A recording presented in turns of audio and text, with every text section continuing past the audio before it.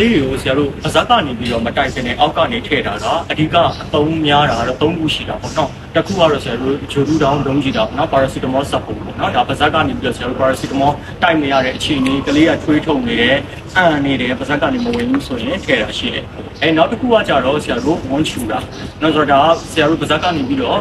ဝန်ပြော့စီတွေတိုက်ဖို့အတွက်အချိန်မပေးနိုင်တော့ဘူးတန်းပြီးတော့နော်သွားစီခြင်းနဲ့ဆိုလို့ရှိရင်ဝန်ချူတယ်နောက်တစ်ခုကကြတော့သူပြောတဲ့တစ်ခုကကြတော့ဒါဆရာတို့ကလေးအခြားအရန်ကြီးပြီးတော့တက်သွားလို့ရှိရင်အဲ့ဒါဆိုရင်ဆရာတို့ကဒါစီပန်ကိုထည့်ပါတယ်နော်ဆိုတော့ဒါဆရာဒါစီပန်အရင်ကသူကဆရာတို့အကျော်သေးသွင်းတဲ့ butterfly လေးကိုထိတ်ကိုညှက်ပြီးတော့နော်အဲ့ဒီပြုံကလေးနဲ့နေပြီးတော့အောက်ကနေထည့်တယ်အဲ့ဒါကအမြန် action ရချင်လို့လုပ်တာဖြစ်တယ်နော်ဆရာတို့ဒီသွေးကြောတွေရှာပြီးဖောက်မနေဘူးအတွက်ကိုအောက်ကနေပြီးတော့ထည့်တာဖြစ်တယ်နော်